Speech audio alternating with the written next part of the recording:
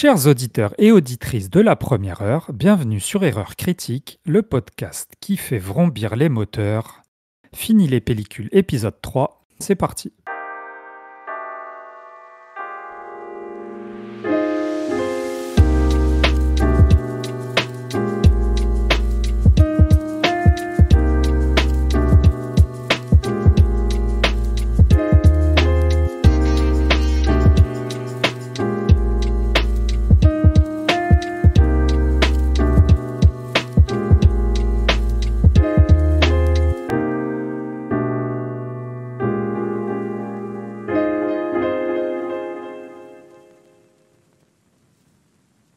Et ce mois-ci, on se penche sur la série Shogun, produite par FX et distribuée en France et à l'international par Disney+, qui nous narre la période de troubles du Japon féodal lors du XVIIe siècle.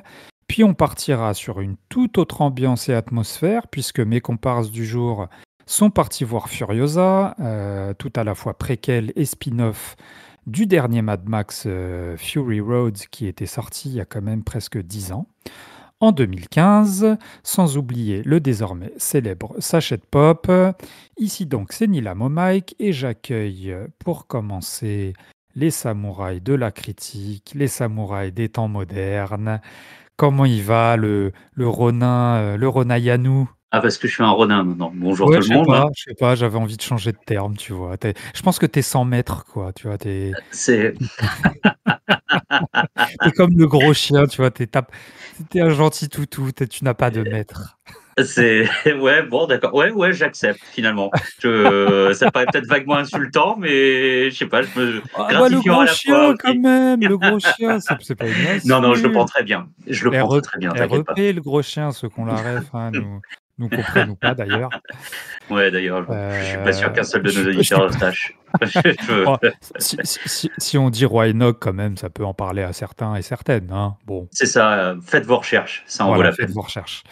Et j'accueille l'autre samouraï de la critique, en la personne de Dave. Comment il va le poteau Dave? Eh ben, il va bien, le samouraï des temps modernes. Il va Ah très très ouais, bien. autoproclamé. Ouais. Autoproclamé. Non, moi je suis samouraï de rien du tout, hein, que chose soit claire. Hein. Il va bien Ouais. et toujours sur il a lancé la saison 2 de Buffy, qui Ah, regarde la petite tranquillement. anecdote croustillante de Dave, hein, Ouais, il nous ouais. dit toujours ce qu'il fait. Non, mais c'est bien, Buffy, ok, donc un truc dans l'air du temps, quoi, bien évidemment. Ouais. Donc vraiment et qui vieillit très très bien. Là, je suis tombé sur un épisode spécial Halloween où t'as Buffy en fait qui devient amnésique et en fait qui est une princesse sans défense. Alors, Et dédicace à Marianne quand même. Hein. ah oui, grosse fan de Buffy. Bah oui, grosse fan de Et, Buffy. et à Myriam aussi, hein, faut le savoir, hein, C'est qui, vrai. d'après Marianne, regarde la série, son intégralité, je crois, chaque année.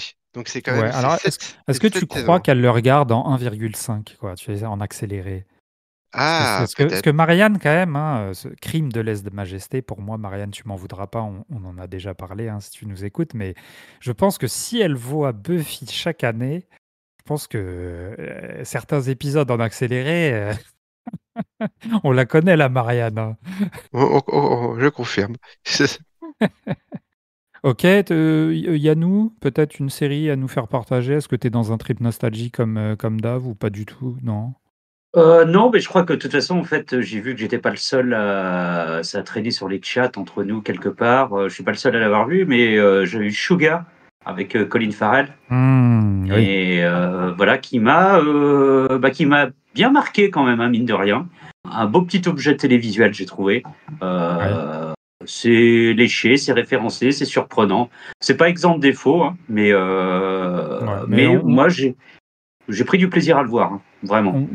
je pense que mon petit nez me dit que, enfin mon petit nez, mon petit doigt plutôt me dit que Sugar, on va en entendre parler là dans le sachet de pop de l'un de nous deux, Ah, de l'un de nous quatre. eh bien, je m'en doutais. Ok les gars, allez, on y va, on part tout de suite dans le Japon féodal.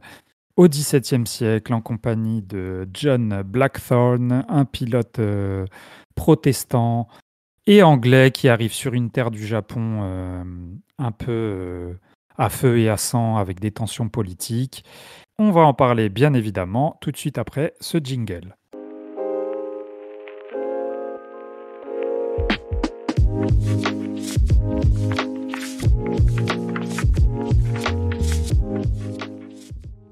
Donc Shogun, pas évident de raconter en quelques mots ce qui se trame, parce que c'est quand même une série, ça fait partie de ces séries, je ne sais pas si vous allez être d'accord, qui dès le pilote en fait pose des choses narratives, enfin voilà, des éléments narratifs pas évidents à suivre.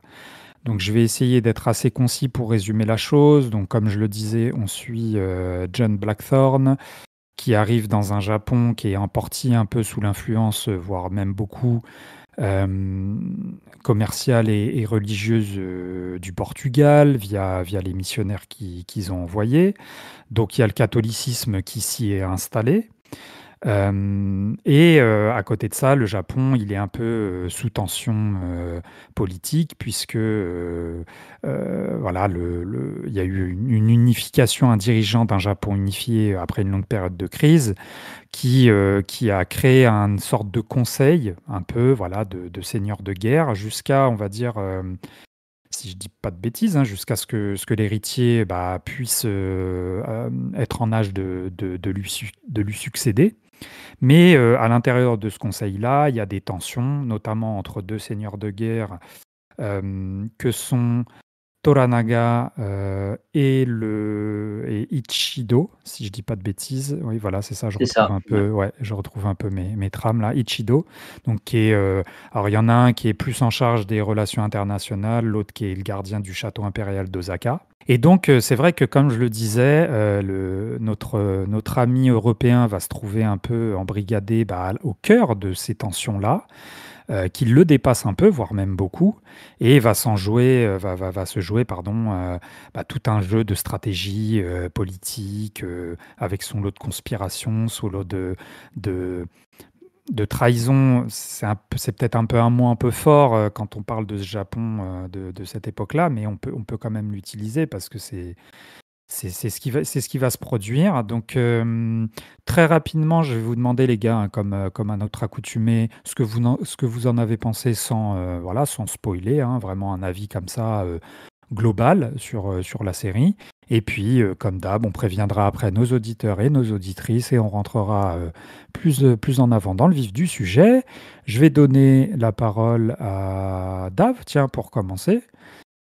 Puisque en plus, si je dis pas de bêtises, c'est toi qui nous avais, c'est toi qui avais proposé, non? Bah non, t'es en train de me faire non. Non, Pas le c'est quoi. Yann. Ouais, c'était pour voir si tu suivais ça. Ouais. Donc, une fois n'est pas coutume, je vais donner la parole à celui qui n'a pas proposé le contenu de notre podcast. Alors, Dave, un petit avis comme ça sur ce Shogun. Qu'est-ce que t'en as pensé? Excellent, hein. Ouais, j'ai adoré. Représentation vraiment fidèle du Japon féodal, des personnages bien écrits, et puis aussi moi ce qui m'a aussi vraiment, moi j'ai adoré, c'est le travail sur les costumes. Et en fait, c'est un mec, il est réalisé par, donc j'ai noté son nom, par Carlos Rosario. Et je crois que c'est un mec qui vient de Perpignan. Et il a fait en tout cas un travail formidable. Top, j'ai dévoré les épisodes, qui sont quoi, une dizaine d'épisodes de mémoire? Non, il y avait des tensions, c'était tout le jeu politique, tout le stratège qui est montré. Enfin, je trouve que c'était vraiment une série assez complexe. Euh, ouais, excellent. Ouais, gros. Donc, très emballé alors. Ouais. Ok. Yann, est-ce que tu rejoins notre ami? Ah, complètement. Complètement. De toute façon, enfin, j'avais senti, rappelez-vous, en fait, quand on avait fait notre débat sur le remake, j'avais mentionné qu'il y avait un remake de série qui était en cours, et c'était justement Shogun. Parce que il faut le savoir, j'ai pas osé, par contre, regarder la version originale qui doit dater du début des années 90, je crois, quelque À chose comme ça. 80, ouais. Ou 80 même, ouais, même 80. Et c'était quand même un pur produit télévisuel de l'époque. Donc, il y a eu quand même un bond quantique, hein, dans la production des séries depuis. Et là, pour le coup, même si j'ai pas vu la version originale, on voit clairement que il y avait vraiment un besoin de le faire parce que comme le disait Dave, le travail sur les costumes, la photographie, enfin la production en général, c'est brillant, hein.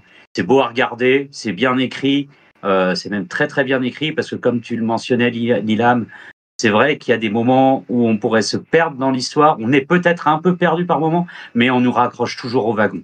En fait, les personnages sont quand même bien ancrés, donc on rattrape toujours le wagon et on se sent pas perdu à tout jamais. Hein, parce que je sais que par exemple certaines séries comme Game of Thrones, parce que je sais pas pourquoi les gens veulent beaucoup comparer Shogun et Game of Thrones comme si c'était un nouvel espèce de Game of Thrones, ce que je trouve assez ridicule parce qu'on n'est pas tout à fait sur le même produit. Hein. Ici, y a, Après, on est dans une ère où on a besoin de comparer tout, tu vois, dès qu'il y a c'est ça. Moi, ça ne m'étonne guère, en fait, même si j'ai pas vu Game of Thrones, hein, mais bon, c'est... Ouais, ce que tu disais, Yann, intéressant. Je pense que, tu vois, pour le coup, le Shogun, je considère que ça fait partie d'un remake nécessaire. Parce que moi, j'ai pas vu la série d'origine qui datait des années 80, mais je pense qu'on était encore, tu sais, dans les mystères un peu de l'Orient. Tu sais, le Japon fantasmé, le côté un peu mystérieux, un peu vu de manière occidentalisée, quoi. Et là, aujourd'hui, clairement, moi, je sais pas par qui a été réalisée la série, mais j'ai pas vu du tout les mystères de l'Orient, tu vois. J'ai vraiment vu une série fidèle. Ça aurait pu être réalisé par un Japonais, toi, très, très respectueuse, en fait, du mode de vie japonais, avec leur culture, qui est complètement différente de la nôtre. Et on le voit beaucoup dans les rapports humains, surtout entre Blackthorn et Mariko, par exemple. On voit les différences de culture qui sont assez énormes. Et vraiment une des forces de la série. Donc, Ouais. je vais juste te dire ça. Ouais, alors j'ai oublié de le préciser, hein, quand même, c'est pour le paradoxe, c'est que c'est l'adaptation d'un roman qui a été écrit du nom éponyme, hein, Shogun, qui a été écrit par James Clavell en 1975, et donc qui est un écrivain, scénariste, réalisateur et producteur britannique d'origine australienne. Donc c'est assez paradoxal que tu dises qu'il y a un respect, puisque le matériau d'origine est écrit par un occidental, mais j'aurais tendance... Alors, n'étant pas un spécialiste de cette période historique du Japon, je ne peux pas savoir, et je pense que la fiction n'a jamais eu cette prétention de faire un documentaire, justement, d'avoir, comment dire, de faire trace historique de quelque chose, mais même si, effectivement, je te rejoins, même si on n'est pas des spécialistes dans cette période-là, il y a un ressenti qui est de l'ordre du respect, en fait, du respect, que tu as l'impression que c'est vraiment filmé. Je ne sais pas si ça a été filmé au Japon, mais en tout cas, tu as le travail sur les décors, le travail sur les costumes, la photographie. En fait, il y a un le fait que les Japonais s'expriment dans leur langue d'origine, ce qui, je pense que peut-être que dans la mini-série des années 80 n'était peut-être pas le cas pour des raisons d'hégémonie culturelle, enfin, je sais pas, mais en tout cas, il y a un truc qui transparaît, quoi. Effectivement, il y a, il y a une espèce de corps et de matière qui fait que tu te sens vraiment immergé dans cette période. Bon, on le ressent même dans la mise en scène, j'ai l'impression, avec cette espèce de délicatesse propre à ce pays. Et puis forcément, avec cet entrechoc des cultures, on abordera un peu plus tout ça en détail. Mais moi, je vous rejoins, hein, pour abonder dans votre sens. Je trouve que c'est une des séries là qui m'a fait le plus d'impact émotionnellement parlant, esthétiquement parlant, ces derniers mois, quoi, voire ces dernières années. Alors c'est une série qui, face à son succès, a été reconduite, je l'ai appris récemment, pour 2 saisons supplémentaires. À la base, elle avait été conçue comme une mini-série de 10 épisodes. J'ai un peu peur, je vous cache pas. J'ai un peu peur parce que généralement, quand on surfe un peu sur le succès et qu'on rajoute des choses qui à la base n'étaient pas prévues, forcément on peut que partir un peu frileux. Je sais pas vous si vous êtes plutôt du genre, si ils vont peut-être continuer là-dessus.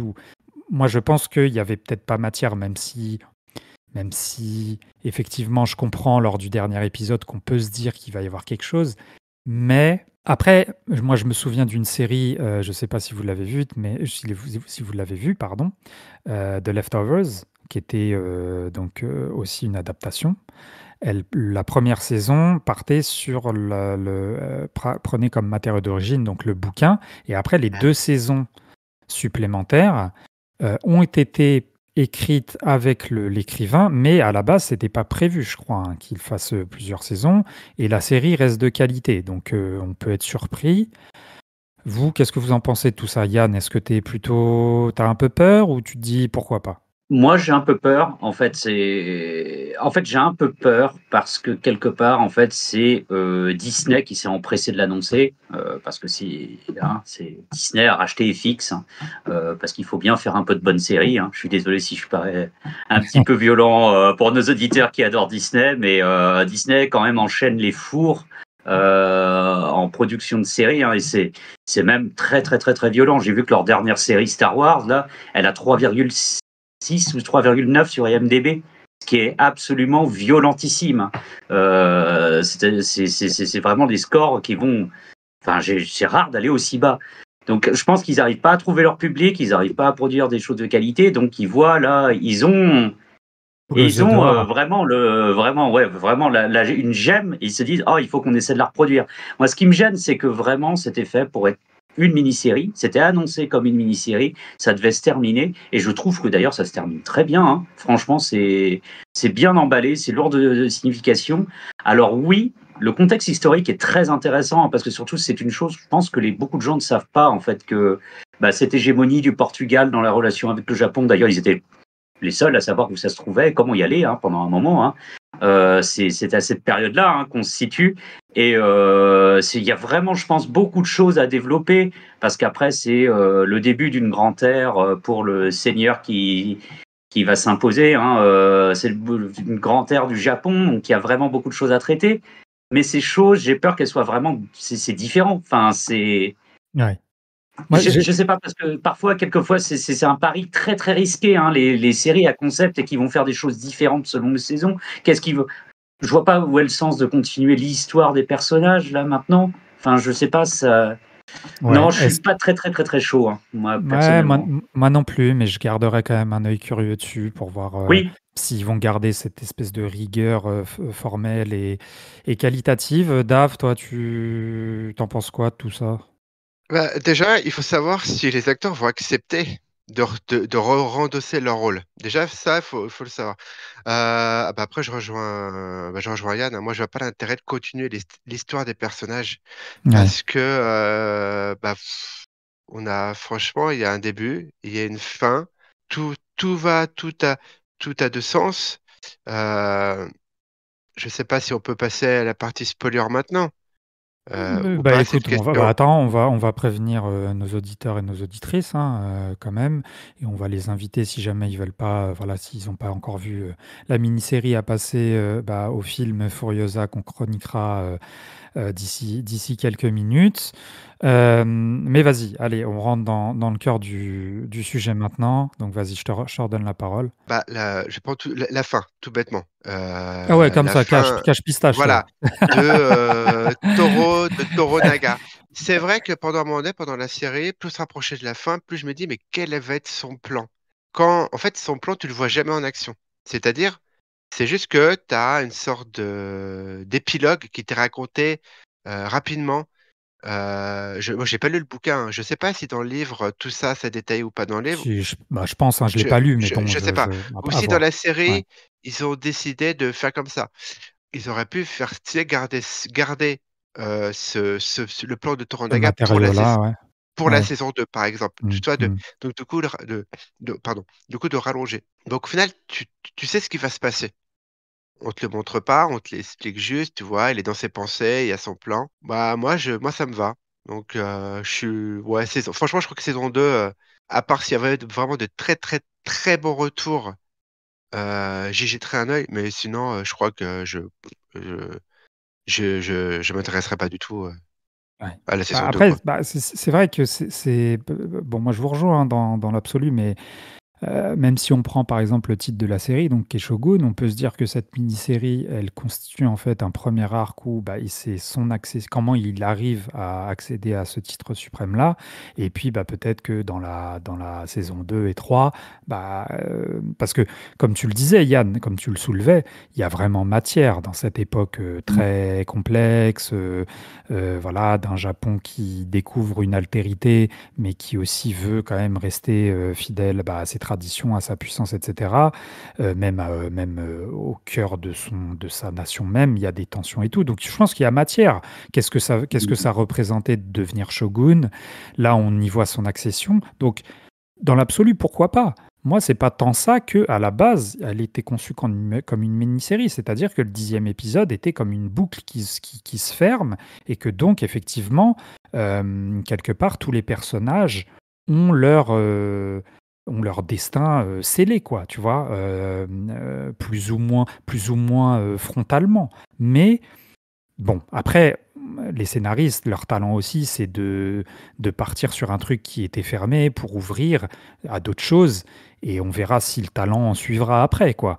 Mais bon, C'est quand même un gros défi à relever, hein, si je peux me permettre, parce que une des forces de la série, c'est de, comment dire, cette alchimie quasi parfaite entre les personnages, leurs aspirations, leurs peurs et leurs craintes, les événements historiques et les événements. Enfin, c'est juste magique. C'est quelque ouais. chose de très très réfléchi et qui a un propos. En fait, c'est un propos. Ouais, je pense que ça vire vers la philosophie, la politique, la réflexion de la société, de l'histoire. Ben, bon courage quand même, hein. Alors, je suis preneur, hein, si jamais, effectivement, on arrive à me faire, je sais pas, un triptyque qui parle du shogunat et du Japon, peu importe, parce que ça peut aller dans beaucoup de sens. Je serais preneur, mais le défi va être costaud à relever, à mon avis. Ouais, le défi est de taille, surtout que même si on se dit que pour 2 saisons supplémentaires, c'est pas non plus, je veux dire, ils ont pas signé pour 10 saisons non plus, tu vois? De toute façon, je pense que les producteurs, ont compris que maintenant, partir sur, une série au très long cours, ça n'avait plus vraiment de sens et les gens, ils s'en lassaient de ça. Donc pourquoi pas?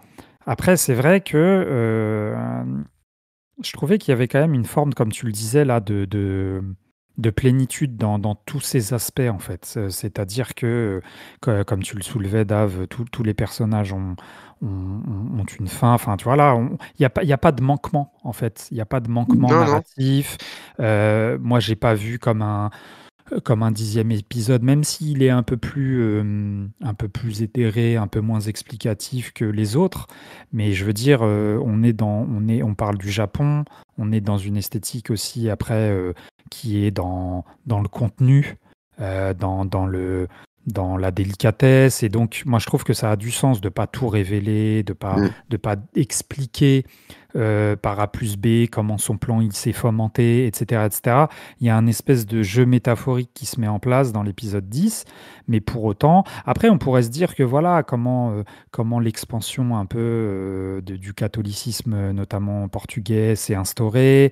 Il pourrait développer cette espèce de tension un peu interne, parce que maintenant que certains Japonais se sont mis sous la bannière du catholicisme, et qu'il y ait d'autres personnes, notamment des protestants, qui viennent un peu stopper cette ascension, mettre le haut là. Et enfin voilà, ça pourrait être intéressant. Ça pourrait être intéressant. Après, j'ai peur qu'ils s'enlisent dans un espèce de classicisme Déjà, je trouve que comme tu le disais, Yann, il y a beaucoup de personnages. C'est une série, même en n'étant qu'une mini-série et avec 10 épisodes, il y a des enjeux qui sont très complexes, des enjeux politiques. Et c'est vrai que parfois, c'est peut-être l'un des seuls écueils qu'il pourrait y avoir, c'est que parfois on s'y perd. Et que même quand on s'accroche, c'est pas évident, même dans des moments un peu contenus où il y a 2 ou 3 moments dans la série où ils tentent de nous réexpliquer un peu les enjeux par la voix d'un personnage, etc. C'est pas si évident que ça à suivre. Après, je trouve qu'on n'est jamais totalement perdu non plus. Donc ouais, c'est... Bon, ça va être compliqué. Ah si, moi je trouve que l'acteur anglais quand même, je sais pas ce que vous en avez pensé, mais je trouve qu'il est un peu en dessous. J'ai l'impression que parfois il veut... Alors peut-être que c'est aussi pour appuyer cette espèce de confrontation des us et coutumes de chaque pays. Parce que lui, je trouve que parfois il cabotine un peu. Il est dans la surexpression. Mais est-ce que c'est pas est-ce que c'est pas voulu? Est-ce que c'est pas un jeu d'acteur qui, tu vois ce que je veux dire, Yann? Ouais, si, si, si, si. Je me suis beaucoup posé la question parce que c'est surtout, je pense, qu'au début de la série où on dit, tiens, tiens, il jure comme un charretier. Enfin, tiens, ça va un peu loin. Mais effectivement, ça paraît être voulu parce que surtout qu'en fait, je pense que l'idée était sans doute, et ça vient peut-être du matériel de base, hein, ce que je me suis dit, l'idée était peut-être de présenter un marin, en fait, justement, et peut-être que c'est un petit écueil aussi de le présenter sous un bord un peu plus vulgaire, un peu plus rustre, quoi, qui est pas forcément le représentant d'une société occidentale qui est très posée, comme on peut le voir avec les prêtres, hein, et les membres du clergé en fait portugais, hein, qui eux n'agissent pas de la même manière, justement, qui sont des gens plus proches de la cour. Lui, c'est un homme d'action. Donc il y a peut-être de ça. Au final, au bout d'un moment, je vite oublié parce que je trouve qu'il y a des passages en fait où ça se passe très bien, parce que du coup, en fait, là, le choc entre eux quand il les insulte, en fait, notamment en anglais avec un vocabulaire très fleuri, hein, un vocabulaire marin, on va dire, et que les autres comprennent pas, et que eux aussi, quelquefois, en fait, l'insultent en contrepartie, mais d'une manière en fait beaucoup plus réservée. L'insulte n'est pas moins profonde, mais elle est plus, comment dire, induite et contenue. Et donc, en fait, finalement, j'ai fini par m'y attacher. Alors, je pense que par contre, oui, je me suis posé la question, je me suis dit, si on passe pas ce cap-là, en fait, il est possible que certains spectateurs soient dit, non, mais en fait, du coup, j'ai pas du tout accroché et j'ai trouvé cette performance assez mauvaise. Ouais, c'est un pari. Si ça a été calculé, c'est un pari où c'est ce genre de moment où quelquefois on n'est pas certain, hein, de qui est-ce qui est imputable à l'acteur, ou est-ce que c'est la direction d'acteur, est-ce que c'est une volonté, je sais pas. Mais en tout cas, moi, ça m'a pas dérangé. Dave? Au début, je pensais que c'était Tom Hardy. Je me suis pas. Il avait une tête de Tom Hardy. Il y a un petit air. C'est vrai qu'il y a un petit air. Et en fait, j'ai regardé ce mec, je crois il fait de la chanson, cet acteur. Cosmic Cosmo Jarvis. Et il a joué dans un film, celui qui a fait Civil War. Il a joué dans le film avec Nathalie Portman, là. J'ai oublié le nom, là. Qui est sorti sur Netflix. Alex Garland. Ouais, voilà. Sinon, voilà. Écoutez, moi, non. J'ai pas du tout été. Ça m'a pas choqué, en fait.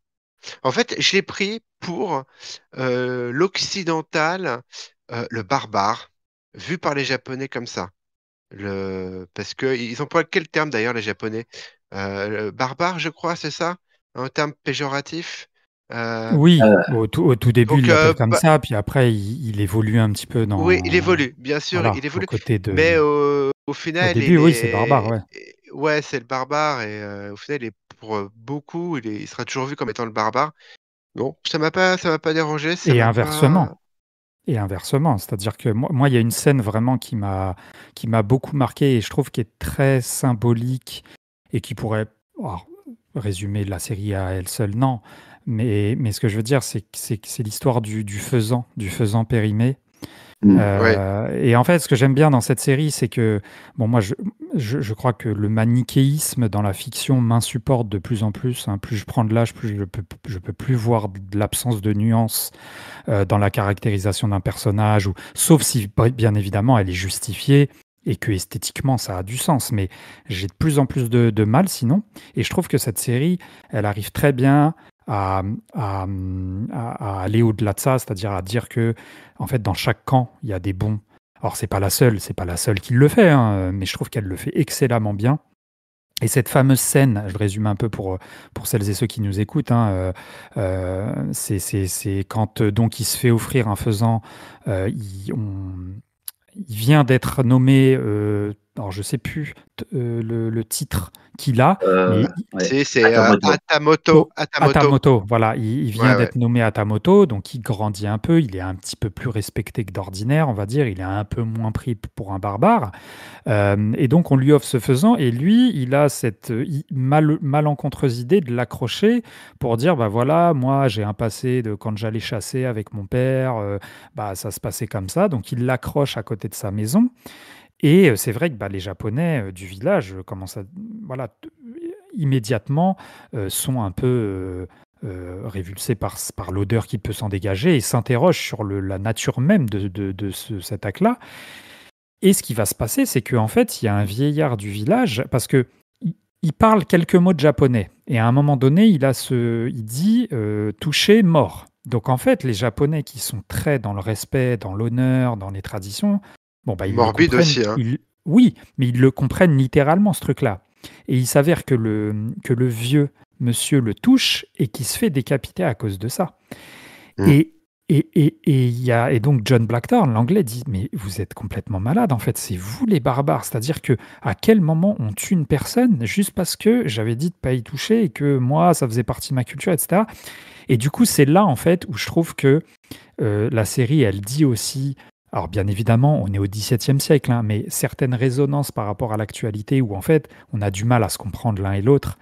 Moi ça m'a sauté au visage quoi. Et en fait qu'est-ce qui fait que deux peuples très opposés l'un à l'autre peuvent se comprendre? Il n'y a que l'amour. Et je trouve que la série, l'un de ses messages aussi, qui est beau, c'est de dire ça. C'est de dire que il y a certains peuples qui pourront malheureusement, quels que soient nos efforts, quelle que soit la destinée qui pourrait éventuellement les amener à se serrer la main, les contradictions sont tellement fortes qu'en fait, ils ne peuvent pas.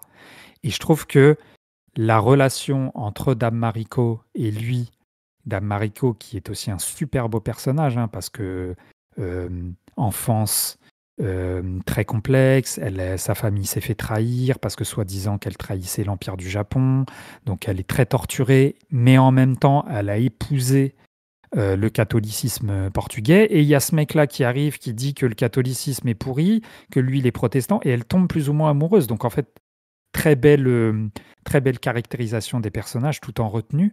Et je trouve que leur histoire d'amour, qui est pareil, hein, je crois qu'on voit 2 scènes où ils s'embrasent, pardon. Je trouve que pareil, elle est à l'image de cette série. Et après, je vous donne la parole. À la fois beau, à la fois tragique, à la fois complexe, et à la fois, comme je le disais, c'est presque l'amour. Alors ça peut paraître très bateau de dire ça, mais vraiment, cette série, elle infuse ce truc-là, quoi. Par-delà toutes les tensions géopolitiques, les différences de religion. Voilà. Je ne sais pas comment vous l'avez ressenti, hein, Dave, qu'est-ce que t'en penses de tout ça? Bah, je trouve que justement, c'est que la relation, en fait, chaque personnage, surtout Blackthorn, la Jean, comme on l'appelle les Japonais, comme tu disais, avec sa relation avec Mariko, on voit la différence de culture. On voit, par exemple, lui, il comprend pas, c'est pourquoi elle lâche pas prise, pourquoi elle a besoin de sauver son honneur, pourquoi elle lui explique comment ils sont faits, comment ils ont été, on va dire, entre guillemets, fabriqués. En fait, je pense qu'il le sait qu'à un moment donné, de toute façon, il n'y aura pas d'amour avec elle. Il a une relation, il peut pas espérer avoir mieux.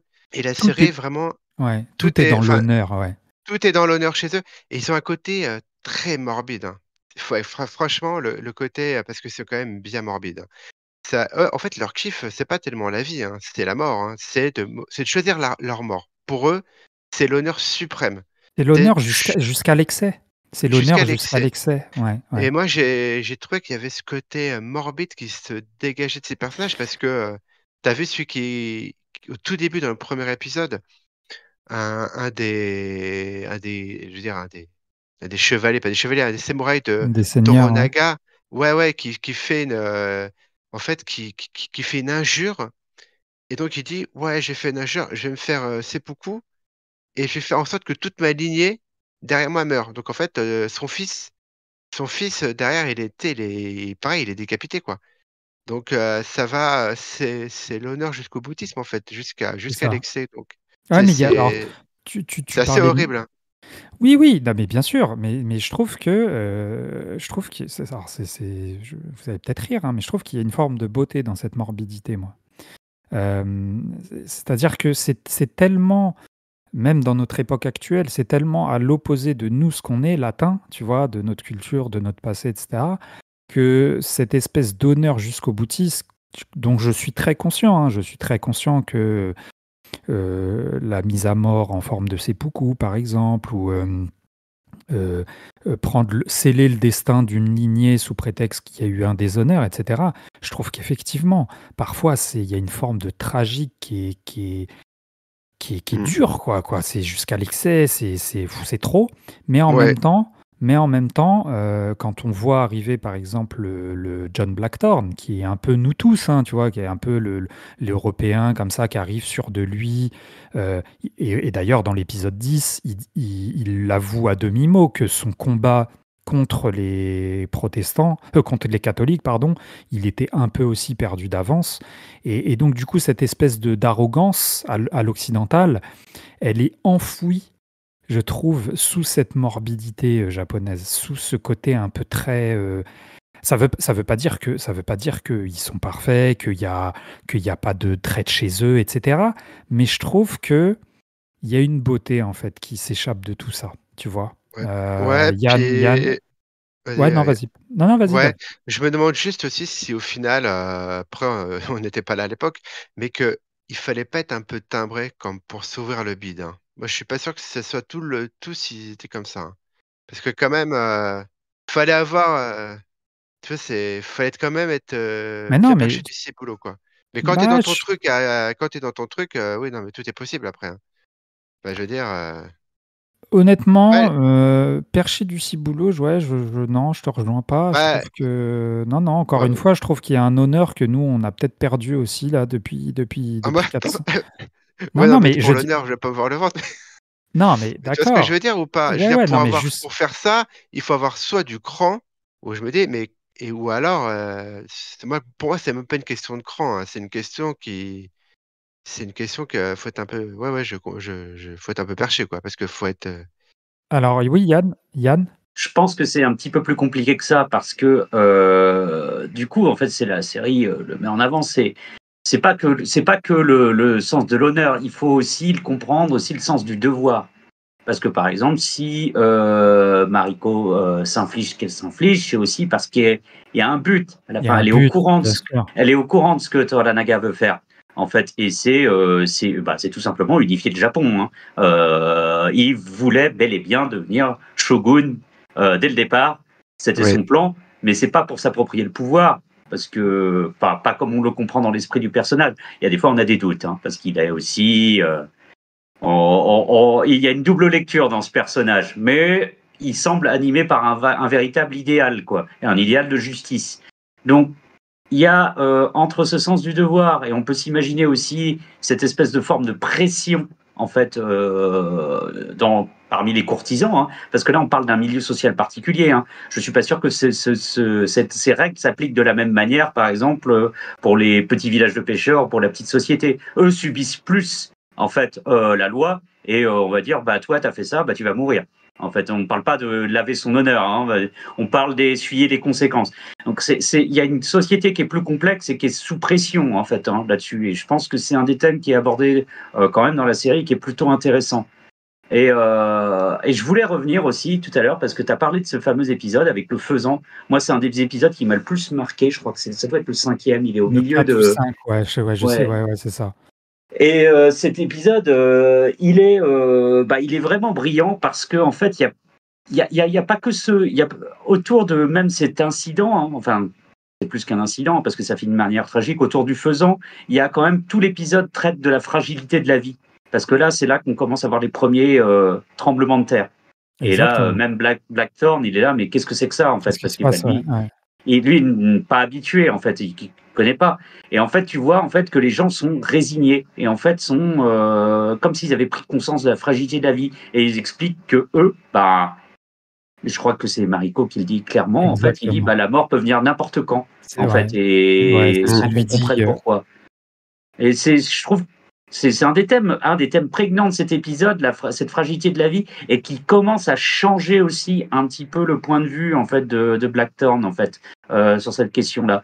Et il y est pas encore, hein, parce que lentement, je trouve que c'est un long chemin pour lui d'arriver à comprendre en fait ce sens du devoir, cette fragilité de la mort, de choisir le moment où on meurt. Et bah ça, il finit par le comprendre quand il propose à Mariko de l'aider, de l'assister pour son seppuku en fait. Ouais. Voilà, Exactement. donc qui est annulé, hein, mais par la force des choses.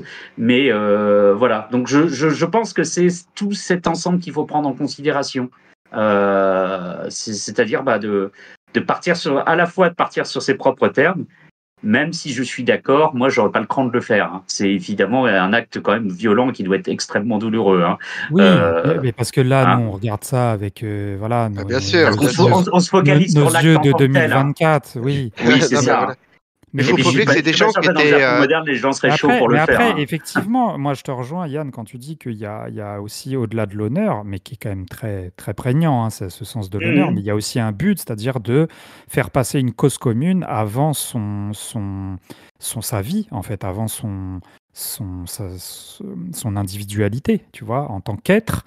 Et en fait, je trouve que des personnages, enfin, je sais pas pourquoi, là, mais là, d'un seul coup, je repense à Bill le Boucher de Gangs of New York, parce que c'était quelqu'un qui était animé par une cause. Elle était dégueulasse, mais ce que je veux dire, c'est qu'il vivait pour cette cause et que rien ne passait au-delà de ce but avoué, et que sa Mhm. vie, en fait, n'avait que peu de valeur, toute proportion gardée, bien évidemment, parce que le but de sa cause à lui, enfin, ce que je veux dire, c'est que c'était plus fort que sa vie personnelle, tu vois. Et en fait, tout ce qu'il faisait, c'était pour mener voilà, la guerre contre l'envahisseur, pour reprendre l'exemple de Bill le Boucher. Et dans le cas de Toranaga, c'est devenir shogun et donc unifier ce Japon en période de crise. Et donc, du coup, c'est vrai je repense à cette scène où il voit son fidèle vassal, qui à un moment Ah, le regarde dans les yeux, qui lui dit depuis que tu es en âge de pisser, c'est ses mots, hein, c'est pas moi qui l'invente, depuis que tu es en âge de pisser tout seul, je te suis fidèle, etc. Donc toujours cette notion de loyauté, de fidélité. Et il le regarde parce que dans ses yeux, on sait qu'il se trame quelque chose. On sait que c'est pas normal qu'il le laisse lui faire ce seppuku. Mais en fait, sa volonté d'unifier le Japon dans une ère de paix est plus forte que son ami, quoi, et qui est plus forte que la vie de Mhm. son ami. Et du coup, effectivement, nous, on peut pas comprendre ça, mais je pense que, voilà, bien évidemment on la vivra jamais, cette époque, mais le Japon a toujours été comme ça, et aujourd'hui aussi, c'est-à-dire d'élever une cause commune plus loin que notre individualité. La Seconde Guerre mondiale, il y avait aussi les kamikazes qui d'une certaine façon, explorer ce thème du sacrifice, tu vois, en fonçant tête première avec leurs avions pour détruire des bases militaires, etc. Et je pense que, en fait, au-delà de dire ouais, c'est des fous, c'est des morbides, c'est juste que en fait, c'est une culture qui n'est pas la nôtre, encore une fois, et que nous, notre sens de l'honneur, il est exprimé d'une façon encore différente, tu vois. Mais c'est vrai que oui, ce que tu dis, Dame Mariko, elle incarne bien cette beauté, cette espèce de transcendance de la vie. C'est-à-dire que lui, Blackthorn, qui vient, peut-être qu'il le pense vraiment dans sa volonté de dire attention, les catholiques, ils sont pas si bons que vous ne le pensez, etc., etc. Ils ont des intérêts très personnels et tout. Donc lui, il vient tel un chevalier blanc, genre je vais sauver le Japon du catholicisme et replacer, sans mauvais jeu de mots, l'église au milieu du village. Sauf que elle lui fait comprendre que sa foi, elle s'incarne aussi dans cette espèce de dépassement de nos vies enfin, de la vie et de la mort, quoi. Et c'est vrai que Mhm. j'aime bien aussi parce qu'il y a des dialogues qui sont très poétiques, mhm, avec des métaphores, et ça, c'est encore une fois, c'est très mhm. japonais, ça. Avec des métaphores fleuries, des métaphores comme ça, j'aime beaucoup. Puis la Oui, poésie surtout qui qu'il faut utilise pas aussi. oublier que c'est une poétesse, hein, en fait aussi, hein, Ouais, parce que ouais, elle est reconnue comme étant très très très douée et c'est bien là où ça peut vite devenir un écueil. On a vu un de nombreux films où il y avait des personnages qui étaient poètes et puis on peut Ça vite devient verser un dans peu le mauvais lourd, goût. quoi. Ouais. C'est ça. Là ouais. c'est distillé d'une superbe manière. C'est Subtil, franchement. ouais. Ah ouais ouais Là, ouais ouais. là, je repense à une scène. Je crois qu'elle récite pas de poème, mais c'est la fameuse scène de la cérémonie du thé avec son mari, Ah, quelle très où il belle se scène. Très, très belle très scène belle parce que scène. en fait, t'as l'impression que c'est parce que vu que c'est pour revenir à tout ce que t'es morbide, c'est jure, c'est vraiment en fait c'est des cultures totalement différentes. Donc on est dans une culture inconnue qu'on comprend pas. Et c'est des gens, t'as l'impression qu'ils se parlent pas trop, qu'il y a beaucoup de non-dits. On cache ses sentiments. Elle le dit d'ailleurs. Je sais plus quel terme elle emploie, Mariko, pour ses émotions. Elle utilise un terme, et pour un peu cacher ses émotions. Et là, ils peuvent, on va dire, peut-être se parler vraiment pour la première fois lors de cette cérémonie du thé. Oui, mais je sais pas si tu te souviens pourquoi ils se parlent lors de cette fameuse cérémonie, parce que lui, il revient un peu d'entre les morts. Tu te souviens de Oui, ça? ouais, ouais, ouais, dans Voilà. le Et oui, au du 2e coup, épisode, ouais. elle avait jamais osé lui dire ce qu'elle pensait vraiment de lui. Comme quoi, en fait, c'était pas tant le fait que elle le considère que, en fait, il avait été un peu dégueulasse. Et lui, vu qu'il revient, et que quand il revient, il voit que Blackthorn s'est un peu rapproché de sa femme, bah, du Mmh. coup, il se dit, bah tiens, je devais mourir, c'est pas le cas. Et quand je reviens, ma femme, elle s'est amourachée d'un autre personnage. Donc je pense que son honneur, sa fierté, on en revient à ces fameux termes, hein, est un peu bafoué. Et donc il se dit, bah tiens, au final, c'était peut-être pas une si mauvaise femme que ça. Et au final, parce que lui, il lui dit ça, parce que lui, d'un seul coup, il devient gentil alors que c'était une sombre merde avec elle au tout début, et bah elle se permet de lui dire. Et en fait, il y a une espèce Mm. de pudeur, comme tu le Oui, disais, il y a une espèce de pudeur dans les sentiments où en fait, comme ça, c'est quand c'est fil après fil en fait, fil après fil, il s'avoue les choses. Et même quand elle lui dit, je préfère vivre 1000 vies, euh, je préfère vivre pendant 1000 ans et avoir presque, en d'autres termes, avoir la vie éternelle, que de passer le reste de mon temps avec toi, enfin, un truc comme ça, tu vois. c'est ça à Et peu même près, quand c'est elle ça, dit oui. ça, il y a la larme qui coule, c'est dit avec une espèce de pudeur. Et il faut dire que la photo de la série, la photographie de la Mm. série, elle est sublime. Elle est Mm. Ouais. Ouais, ouais. sublimissime. Les On n'a pas assez lumières insisté sont, dessus, mais ouais. les lumières sont dingues. Franchement, C'est la la série la plus reconstruction est chère de folle. FX, hein, si c'est pas pour info. Et C'est la bah série pour la le plus coup, chère. ouais, ouais, ouais. Alors pour le coup, FX a plutôt tendance à avoir des produits qui n'étaient pas non plus extrêmement chers, mais bien faits. En fait, hein, Mmh. clairement, c'est une bonne petite chaîne, hein. Mais là, c'est clairement, je pense, en termes d'ambition, c'est clairement un des projets les plus ambitieux que j'ai vu chez eux, hein. Et c'est Ah ouais, ultra ouais. réussi. FX, on n'en parle pas assez, hein, mais c'est pas pour rien que Disney l'a acquis, hein, parce que c'est une bonne chaîne, hein, qui produit qui a vraiment des bons produits et des produits niches aussi notamment, hein. Donc, je conseille de s'y intéresser. Mais oui, je suis d'accord, hein. Cette photographie dans cette série, Ouais. c'est magnifique, hein. Et C'est puis les peu magnifique. de, ouais, et les peu de scènes de fight qu'il y a, parce qu'il y en a très très peu, je trouve qu'elles sont mémorables. Je pense notamment à celle avec Les l'assassinat là. shinobi, Ouais, à la fin. alors, avant les shinobi, tu sais, c'est la nana qui veut assassiner Ah le bah ouais, Toranaga. ouais, ouais, ça c'est Oh là là, elle est Alors ouf cette scène. elle veut pas assassiner Ah non, Toranaga, elle veut elle veut Blackthorn. assassiner Blackthorn, ouais, ouais. On pense Mmh. justement que, mais du coup, je pense que elle était prévue elle était commanditée par les missionnaires portugais qui voyaient d'un Mmh. mauvais Ouais. œil que d'un seul coup Blackthorn prenait du galon comme ça. Mais oui, cette scène, Mm. elle est Elle est, formidable. elle est, elle est formidable. Et puis, Filmée tout en ombre et en lumière là, ah comme ouais, ça, ouais. c'est. Et ça va Mmh. très très vite. Et les shinobi. Le, le, le- les shinobi, c'est exceptionnel parce que t'as l'impression que c'est de manière. Parce que tu sais, c'est un peu toujours fantasmé, les shinobi, comme on voit dans les séries, dans les trucs. Et je dirais pas que c'est réaliste, mais j'ai l'impression que là, c'était un peu plus réaliste, entre guillemets, quoi. Tu vois, ça m'avait impressionné. C'était.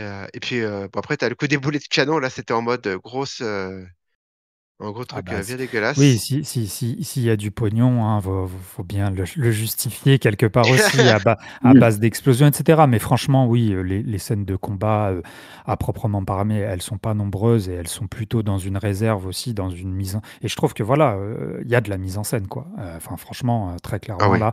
Ouais, vas-y Yann, et puis on terminera Ouais, par toi. c'est marrant parce que vous parlez des boulets de canon, mais je trouve que cette scène, elle est un petit peu nécessaire pour montrer que justement la vision de la guerre à l'occidental est quand même pas la même, hein, parce qu'on parle Tout à de fait. gens qui parlent de la voie du katana, donc du coup, alors je dis pas que c'est propre, hein, mais ça paraît plus fin que justement d'exploser une dizaine de soldats avec un boulet de canon, parce que bah, forcément ils volent en morceaux.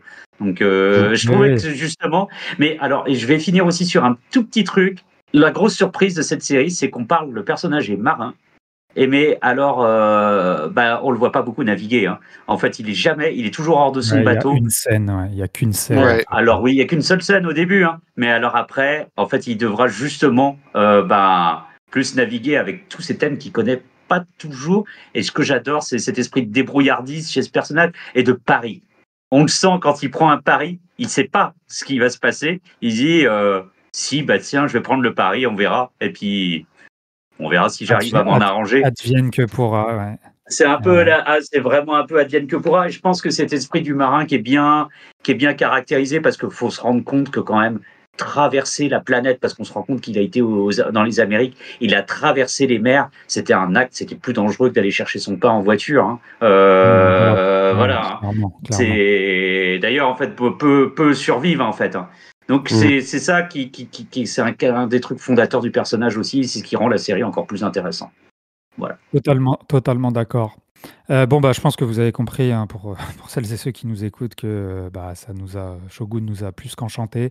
Donc on vous le recommande vivement. Donc je le rappelle, c'est une série créée par Rachel Kondo et Justin Marks et qui est diffusée donc sur Disney+, en France, depuis le 27 février 2024. Donc écoutez, pour la suite, hein, comme on vient de le dire, hein, advienne que pourra aussi, hein, on verra ce qu'il en est, mais peut-être qu'elle reviendra dans le podcast. Merci à Dave et merci à Yann. Et puis, avant d'accueillir notre troisième larron, Lucho, on va partir là. Alors là, on change totalement d'univers. Hein. On va partir sous le sable rutilant et l'espèce d'épopée apocalyptique bizarroïde de Mad Max. Et ça s'appelle Furiosa. On en parle tout de suite après le jingle.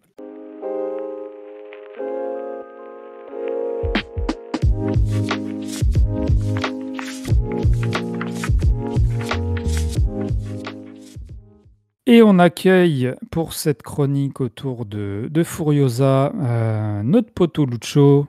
Comment il va l'amigo? Ça va bien.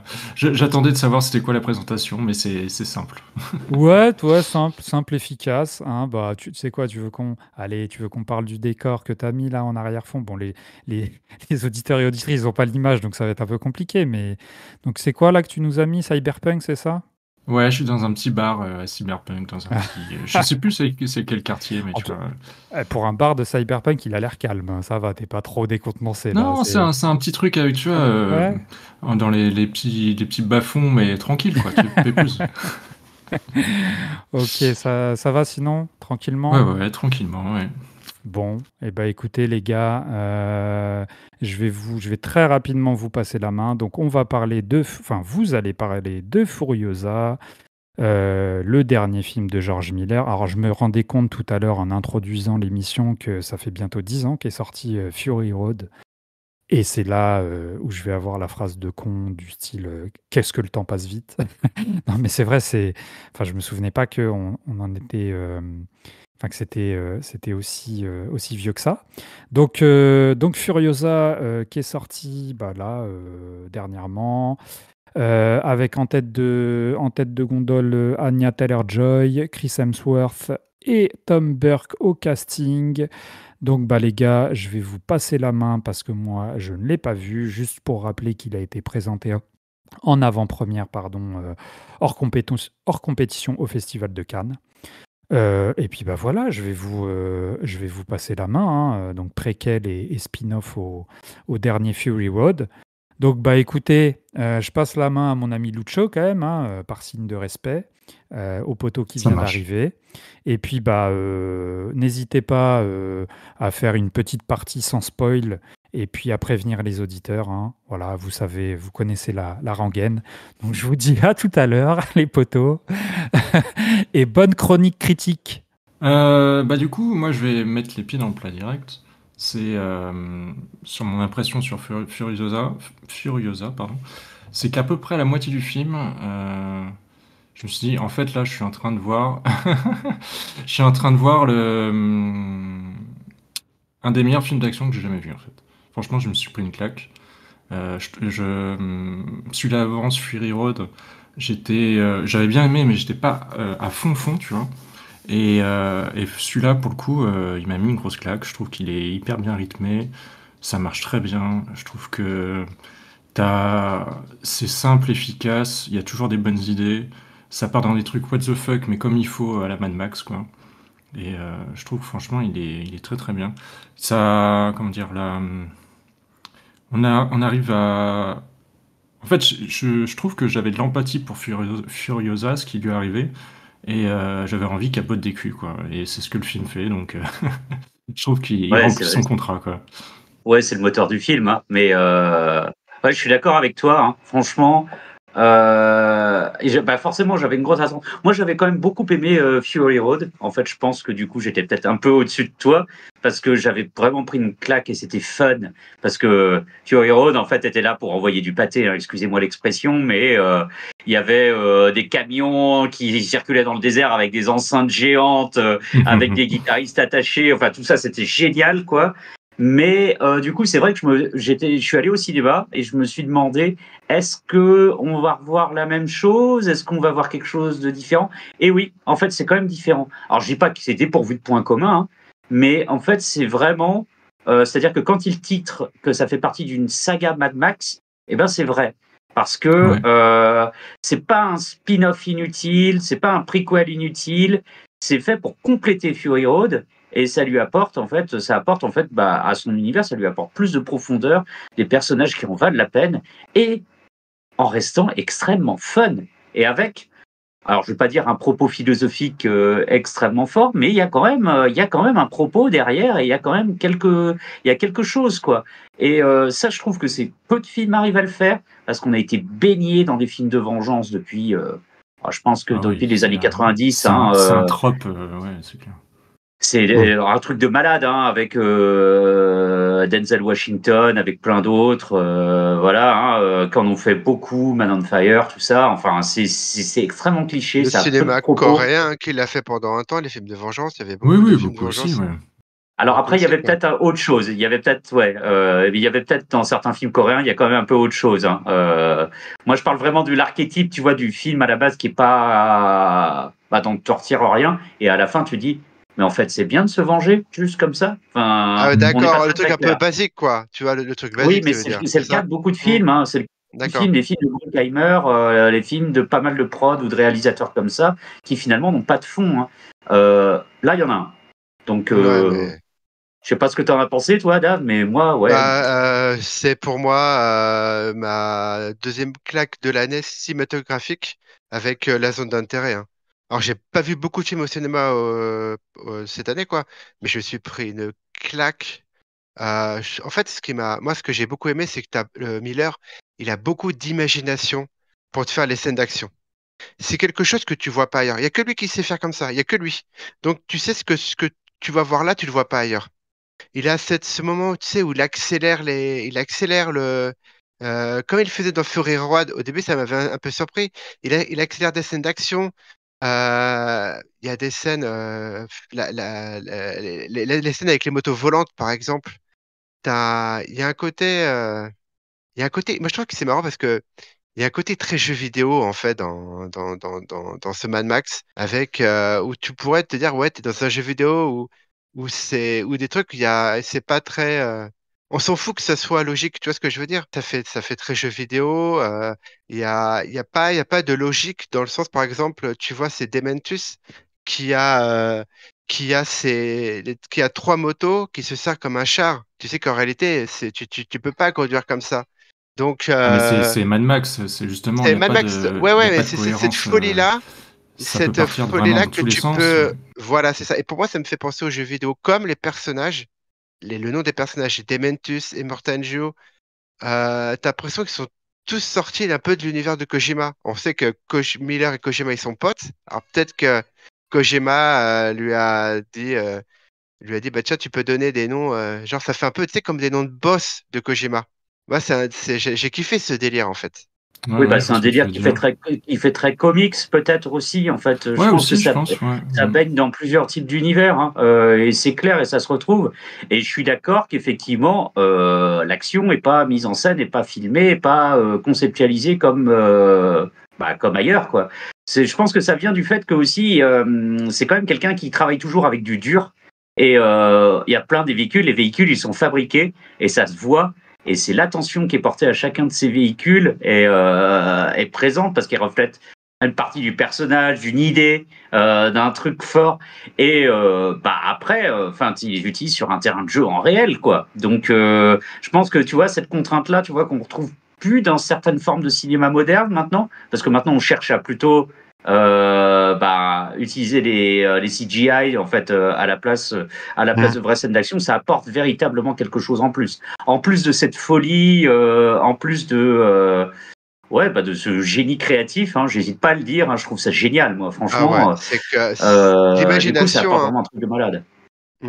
Ouais, ouais. Alors, d'après notre ami Guilouf, m'a dit qu'il y a eu de l'IA qui a été utilisée pour Furiosa, pour le personnage, pour l'actrice qui incarne Furiosa jeune, pour qu'il y ait une ressemblance avec l'actrice adulte.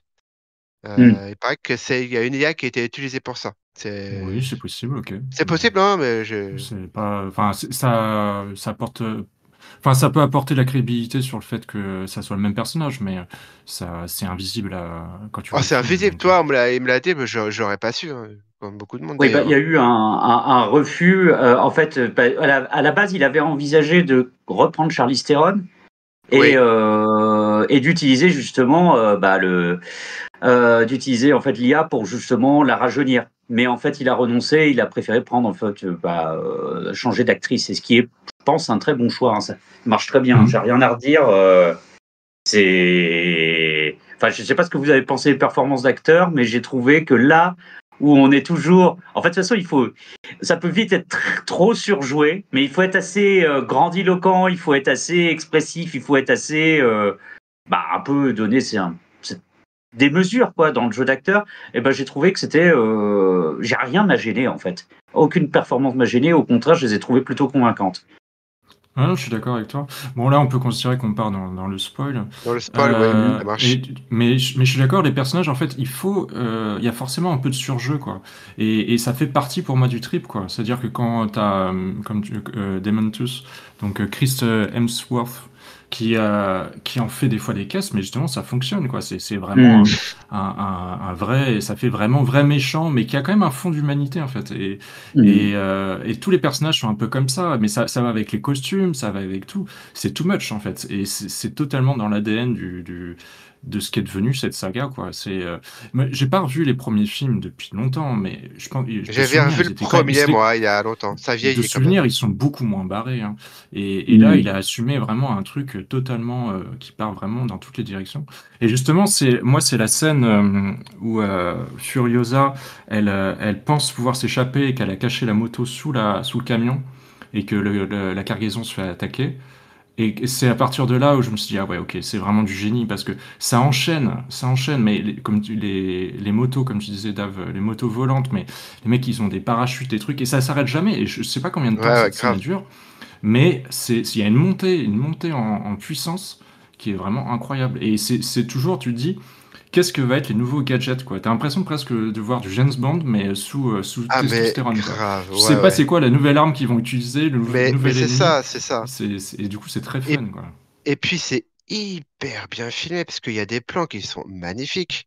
Le fameux plan où tu vois tout ce troupeau de motos filmé de loin, de très très loin, et qui prennent un virage. S'ils sont dans des virages de loin, ils sont vraiment dans le désert avec une énorme falaise. Ce plan-là, il est sublime. L'attaque du convoi justement avec les motos volantes, où en fait c'est ça, t'as une sorte de demi-boss qui est là, qui est avec une sorte de grand parachute, on dirait une sorte de pieuvre tentaculaire. C'est ça, comme tu dis, l'autre chose que tu dis, mais où il va s'arrêter, quoi, dans la dinguerie visuelle, quoi. C'est beaucoup d'imagination et franchement, Et- c'est triste parce que le film il a pas marché. Vraiment, il a fait un Ah ouais? four de J'ai pas malade. suivi, mais ouais. Ah, c'est terrible parce qu'ils vont faire un sixième sur si je dis pas de bêtises, sur la jeunesse, je crois, de Mad Max ou sur comment Mad Max est devenu en fait Mad Max quoi, je crois. Hmm. Ok. Et après, moi, quand on parle de cette scène justement d'attaque, et c'est là où Furiosa se dévoile au chauffeur, et ben en fait, il n'y a pas tout de suite des dialogues, et juste dans le regard, dans la mise en scène, tu comprends la complicité qui se crée presque instantanément entre les deux personnages. Et ça, c'est très fort, parce que c'est quand même dans une scène d'action. D'un seul coup, elle se retrouve à être obligée d'aider le convoi et à se dévoiler. Et juste dans les regards, dans le machin, tu sens que, ok, c'est bon, je te fais confiance. Même si à la fin, ils se testent l'un l'autre, moi j'ai compris, et tu comprends presque instantanément qu'ils vont s'entraider quoi, sur la suite. Et je trouve ça vraiment fort. Il y a des... En fait, c'est pas toujours très long les interactions entre les personnages. Je pense que le moment de dialogue le plus important, c'est vers la fin, quand elle est sur le point de tuer du coup Demontus, là. C'est le moment vraiment, je pense, où il y a le plus de dialogue, quoi. Mais sinon, souvent, ça se joue à pas grand-chose. Quelques interactions, quelques regards, et tu comprends tout de suite ce qui se passe, les intentions des personnages.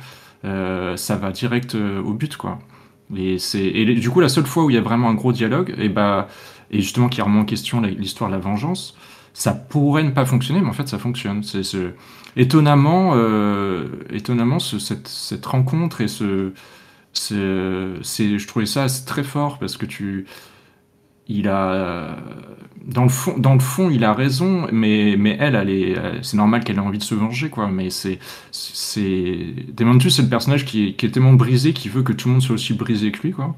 Parce que plusieurs fois, il n'est pas du tout obligé d'aller aussi loin que ce qu'il fait, et il va toujours plus loin pour que, justement, quand il les retrouve, il dit, mais vous m'écœurez, j'ai pas envie que vous ayez de l'espoir, je vois de l'espoir dans vos regards, ça m'énerve et tout. Et en fait, au final, il a créé ce Furiosa. Enfin, c'est quand même lui qui participe à son éducation quand elle est jeune, si on peut appeler ça une éducation, et qui après détruit tous ses espoirs, quoi. De toute façon, en plus, il l'oublie. Que Oui, clairement, en il la plus, reconnaît pas. C'est parce qu'en fait, c'est pas spécialement éduquer quelqu'un qui l'intéressait. C'est de reproduire le schéma de la violence et que tout le monde continue à souffrir. En fait, un des plus gros thèmes, c'est le thème de la reproduction de la violence et à quel point c'est cyclique si on le brise pas. Et c'est ça qui apporte en fait une pierre à l'édifice de la saga parce que ça donne un autre sens à Fury Road en fait, quelque part. Et c'est vraiment chouette. Et j'adore d'ailleurs comment ce personnage est représenté, Dementus, parce que il y a son nounours attaché, en fait, qui est le symbole. Et en fait, on finit par comprendre que c'était le jouet d'un de ses enfants, en fait, qui est mort. Et y a pas, en fait, on s'étale pas dessus, parce que là où on aurait pu venir voir certains avec des flashbacks, machin, du gros pathos ou des trucs comme ça, quoi. Il va à l'essentiel. C'est une réplique. T'as le nounours qui est là. En fait, le nounours, il est transmis, elle le récupère. T'as la symbolique qui est là. En fait, elle récupère en fait cette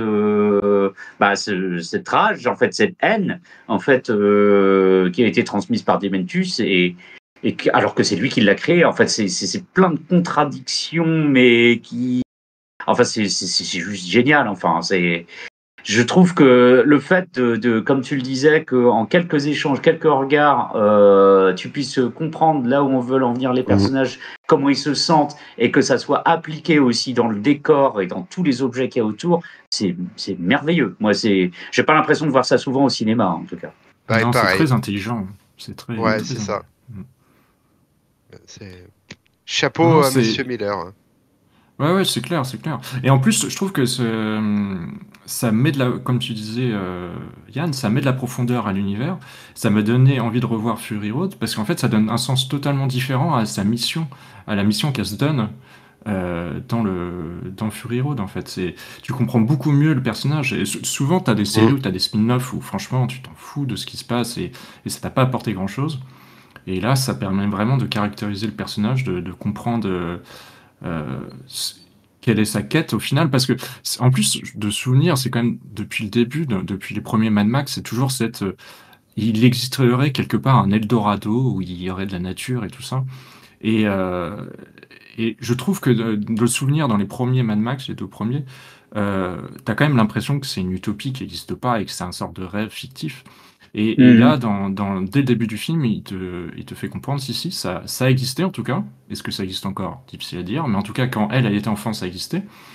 Et c'est totalement improbable. Et du coup, c'est pas vain, quoi. Il y il y a une vraie recherche de cet Éden, quoi, que elle a connu, quoi. Je trouve que le fait de l'ancrer, de dire oui, ça existe dans Mad Max, dans l'univers Mad Max, ça existe vraiment, c'est pas un mythe. Ça apporte de la puissance aussi à Ouais, tout le truc, quoi. ça donne du cachet justement, justement au personnage de Furiosa, quoi. Ouais, donc, bref, hein, on peut s'entendre sur le fait c'est un vrai bijou. Ouais, Moi, j'aimerais. En fait, je suis attristé quand tu dis, Dave, que justement, en fait, le film fait mais un four. J'ai ouais, cru le lire aussi. Hein. Bon, après, on le qualifie de four aussi parce que forcément, le film a coûté très cher. Fury Ça se voit. Road a pas marché non plus, hein. Fury Road a fait meilleur que Furiosa, mais ça n'a pas été non plus exceptionnel, hein. Ce qui Mm. est, j'avoue, est assez incompréhensible parce que les mecs, Ouais, c'est vous avez, étrange. Est-ce que c'est l'univers post-apo qui fait que c'est plus à la je mode, sais tu pas, vois, je et, sais pas. et puis Mad Parce Max, que on C'est peut pas parler l'excentricité. de licence, excusez-moi, on peut pas parler d'une licence qui vampirise les écrans de cinéma, quoi, tu vois. C'est pas si c'est tous les ans, t'as pas de Mad Max qui sort tous les ans. Fury ouais, Road, il est mais sorti il y a 9 ans. tu peux pas. Enfin, la plupart des gens quand même connaissent Mad Max. Je veux dire, les premiers, c'est quand même un mythique, quoi, comme film, Ah, mais tu vois. ceux de quel âge? Tu vois ce que je veux Moi, je dire? pense que même les plus jeunes, Ouais, hein, tu penses que les ça a jeunes, inspiré toute une série de films après, dans les années 80, ouais. qui est quand même très important. Alors après, aujourd'hui, peut-être que ça intéresse plus, mais ça a quand même marqué clairement l'histoire. Donc la licence Mad Max, elle est quand même, je pense, puissante dans l'imaginaire, mais ça se concrétise pas aujourd'hui. Après, je sais pas le budget du film, mais il y a énormément de vraies cascades. Ça doit être. Mm, Enfin, il a quand même 8 ans entre les deux films. Ça me semble quand même très long. ouais. Je sais pas. Enfin, j'ai pas étudié les détails de ça, mais ça demande quand même beaucoup de cascadeurs, beaucoup de. Enfin, c'est. Donc peut-être que ça coûte trop cher par rapport à la puissance de la licence, hein, comme Peut-être. tu dis. Hein, c'est pas. Je crois que c'est dans Fury Road, c'était Tom Hardy qui disait que quand il tournait le film Fury Road, il disait mais qu'est-ce qu'il fout Miller? C'est genre, tu sais, il était un petit peu, un peu catastrophé. Je crois qu'il y a eu beaucoup de temps de montage. Et quand il a vu le film final, Tom Hardy, il a dit ouais, en fait, Miller c'est un génie quoi. Mais il y a eu je crois qu'il y a eu un gros post-prod sur Fury Road. Je sais pas s'il y a eu la même sur Furiosa. Euh, En tout cas, Ah moi si, il y a des j'espère. chances, il y a des chances. Franchement, c'est très Ouais, très propre. Il y a quelques plans larges où tu vois justement de la CGI et tout, ça se devine, ouais, tu ouais, vois, ouais. sur des grands plans larges. Mais c'est quand même très très fluide et il y a vraiment rien qui choque, quoi. Et c'est justement pour faire une scène d'action hyper intense. Enfin, ça s'enchaîne quand même beaucoup de scènes. Mm. Il a dû tourner pas mal de choses pour que ça puisse être aussi condensé, quoi. Si, il fait quand même 2h30 le film, et franchement, Ouais, moi j'ai pas vu le temps passer. Euh, il y a, pour moi, il n'y a pas de longueur. Il y a quelques moments évidemment plus calmes de mise en place ou de dialogue et tout, mais c'est quand même énormément de scènes d'action, quoi.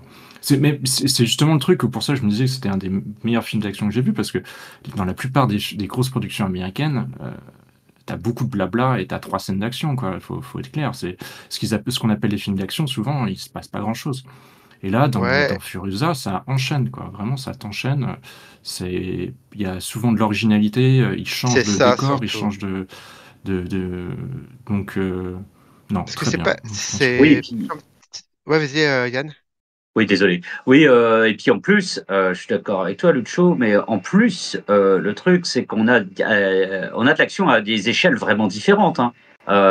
Ça part des scènes d'action groupées, avec des petits groupes, voire individuels, hein, combat un à un. Mais comme ça, on a des vrais champs de bataille, quoi. Et quand on se dit que il y avait beaucoup qui étaient là, qui étaient dans le décor et qui est véritablement filmé, ça a son impact. Hein. C'est un impact fou.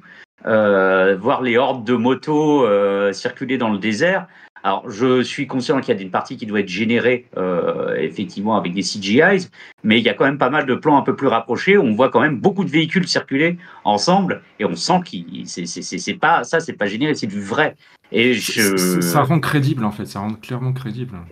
Clairement, clairement. Et je pense que c'est pas que là où on l'attend, c'est pas que dans le simple fait que justement c'est visuellement peu crédible. Il n'y a pas que ça. C'est comment en fait c'est mis en scène, comment c'est utilisé. Parce que moi je trouve que quelquefois dans le film d'action, quand c'est imaginé un peu trop en CGI, bah là on se détache complètement des contraintes en fait physiques.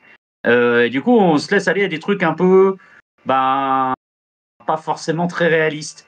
Et là, je trouve que du coup, comme on a quelque chose de complètement cinglé, complètement barré, qui part dans tous les sens, mais qui est ancré un peu dans du physique et du vrai. Et donc, je trouve que cette alliance des deux, c'est magique. Moi, des films comme ça, je voudrais en voir un par an, hein, en fait. Hein, mais si seulement. Idem, pareil.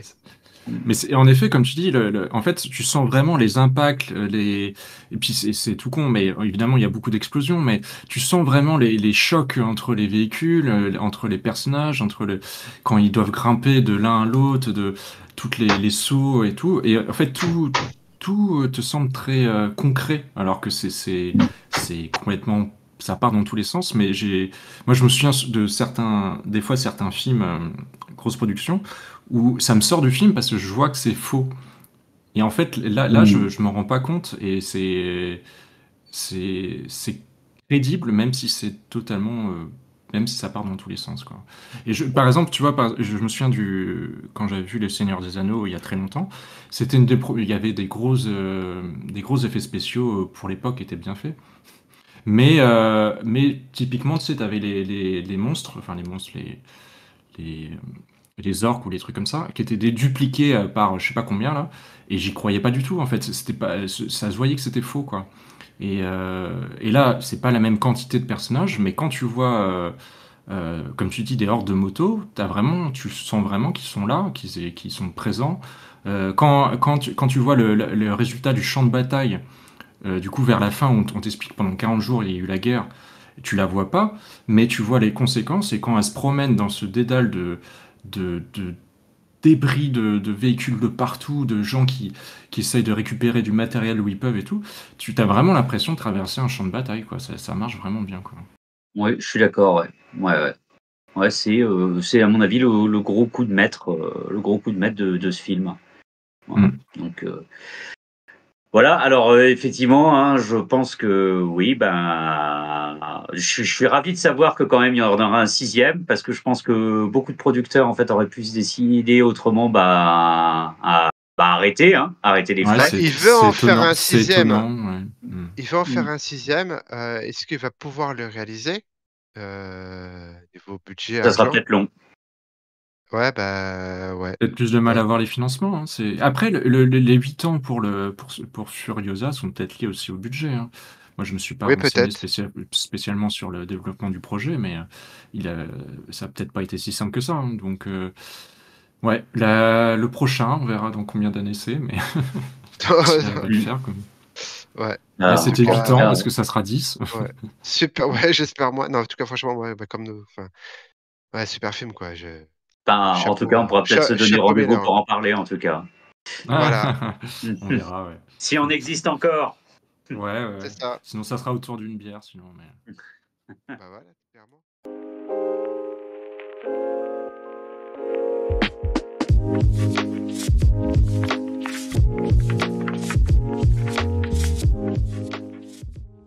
Et on se retrouve donc du coup après cette chronique sur Furiosa.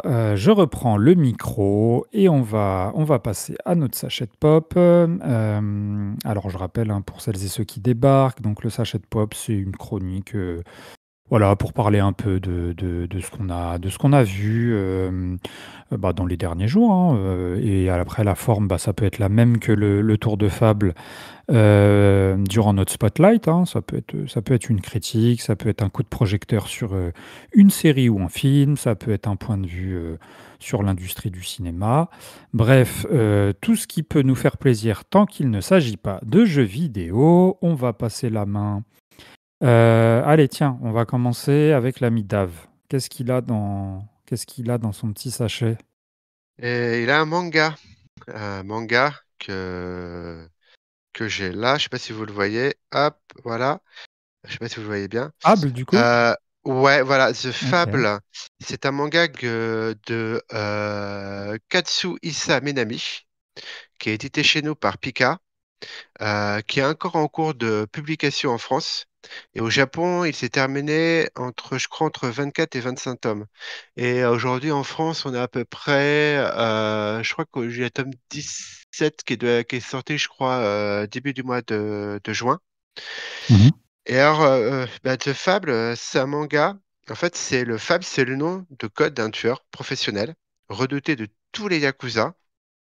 Et le mec, en fait, c'est un génie, hein. C'est que le mec, c'est le meilleur des meilleurs. C'est que voilà, personne peut le tuer. C'est un fou furieux.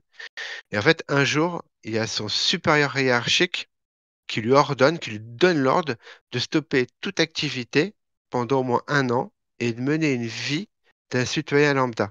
C'est qu'en fait, il doit ni tuer ni attaquer. Il faut qu'il se mêle dans la masse d'un citoyen tout à fait normal. Et en fait, avec Ok. ce point de départ, l'auteur, il va nous emmener dans un manga tranche de vie, parce qu'on est vraiment dans du manga tranche de vie, qui va autant s'inspirer des films noirs de Yakuza que Mhm. de l'humour qu'on peut retrouver dans certains films de Kitano. Euh, il y a un côté, par exemple, moi, le manga, il m'a fait mais exploser de rire lors de certaines scènes qui m'ont fait un peu penser à du comique de situation. Il y a des scènes où j'étais mais mort de rire, mais vraiment, mais littéralement mort de rire. Et en contrepartie, tu peux avoir des moments vraiment très glauques, vraiment très glauques. Donc c'est assez atypique aussi parce il faut quand même aimer le manga tranche de vie. Si on n'aime Mhm. pas le style tranche de vie, ça peut être un peu difficile. Le trait, là je vais montrer un peu à la caméra le trait de Minami, qui a un trait qui m'a un peu au début, j'ai eu un peu de mal avec le trait au début. Enfin, je trouvais assez particulier. Je sais pas si vous voyez ou pas, parce que j'ai pas de retour sur ma cam. Voilà. Oui, oui. Qui a un trait assez particulier. Où j'ai eu un peu de mal à m'habituer. Et en fait, bon après, voilà, enfin, il a un trait vraiment très reconnaissable. Il n'a pas du tout un trait mainstream qu'on peut retrouver dans certains mangas. Je pensais justement au manga qui cartonne en ce moment, là, le Spy X Family, là. Gros coup de cœur. C'est pour moi un des meilleurs mangas en cours de publication aujourd'hui. C'est-à-dire qui n'est pas encore terminé. Euh, donc, euh, voilà, si vous D'accord. aimez Et les. Voilà. ouais, Ouais, elle est publiée à quel rythme de je- fréquence? écoute, c'est assez. Bah, Je sais pas, c'est un tome tous vu que les. c'est. Ouais, je sais plus, peut-être. Là, je pourrais pas te dire, mais en tout cas, au Japon, la série est terminée. Alors après, il y a une suite D'accord. directe. Il y a une Ouais. suite directe mais qui est terminée en 9 tomes, la suite directe. Donc, tu vois, c'est. Voilà. Donc, ça va être là, tome 17, 24. Je sais pas, peut-être que d'ici 2 ans, on aura peut-être tous les tomes d'ici 2 ans à peu près. À peu près, Ok. ouais. Donc Donc, de Fable, édité par Pika chez nous, c'est par ça? Pika, voilà, de Katsuhisa Minami. Ok. Eh bah merci, hein, Dave, Pas de rien. pour nous rappeler que c'est vrai que moi j'ai envie de me refaire, alors ça n'a rien à voir, hein, mais j'ai envie de me refaire Kenshin prochainement. Kenshin le Vagabond, que j'avais lu il y a plus d'une vingtaine d'années et que j'ai envie de refaire. Voilà pour la petite histoire. On va ouvrir le sachet de notre ami Lucho. Qu'est-ce qu'il a dans sa petite besace, l'amigo? Moi, ça sera une série, Ouais. une fin de série. C'est Peaky Blinders, que Ah, la sorti du coup il y fameuse! a la fameuse qui est sortie du coup il y a 2 ans. J'ai mis Ouais, beaucoup de temps à la ouais, regarder. ouais, j'ai toujours pas vu, Euh, moi. ouais. Mais en fait, j'étais un peu sceptique sur la saison 5, du coup l'avant-dernière. Et j'avais pas trop aimé la manière que ça se finissait. Bon, on va pas Ouais, spoiler, mais voilà. Et du coup, j'avais pas beaucoup d'attentes sur la suite et j'ai pas enchaîné quoi. Quand elle est sortie, j'ai pas cherché à la regarder. Et il y a pas longtemps, je me dis tiens, ça serait quand même cool peut regarder, sachant que c'est la dernière et tout. Et bah franchement, moi j'ai beaucoup aimé. Je trouve que c'est toujours un peu compliqué parce que bon, Peaky Blinders, du coup, pour ceux qui savent pas, c'est une série sur un gang en Angleterre après entre la première et la deuxième guerre mondiale. Et non, attends, oui c'est ça. Et ça commence comme ça. Et en fait, c'est toujours compliqué dans les trucs de gangsters, c'est toujours fun, enfin fun, façon de parler, mais c'est toujours intéressant de voir la montée en puissance de quelqu'un. Et après, quand il arrive au top, des fois, c'est plus compliqué dans la narration, quoi. Et du coup, comment tu finis une série sur un gangster? Il y en a qui l'ont très bien réussi des fois, mais c'est pas toujours évident. Et je trouve que là, ils s'en sortent bien sur vraiment la progression du personnage et l'évolution. Jusqu'à la conclusion, que la conclusion, je la trouve très belle. Et du coup, si comme moi, à un moment, à une époque, vous aviez un peu lâché, franchement, je trouve que ça conclut bien la série. Que je suis pas, tu vois, je préfère Boardwalk Empire ou certains autres trucs, mais je trouve que Peaky Blinders, il avait quand même un ton intéressant, et puis surtout le côté trauma de la guerre et tout, qui est pour le coup vraiment intéressant. Et ça ressort bien dans la dernière saison. C'est une thématique qui revient sur les questions aussi de montée du fascisme un peu dans le monde entier.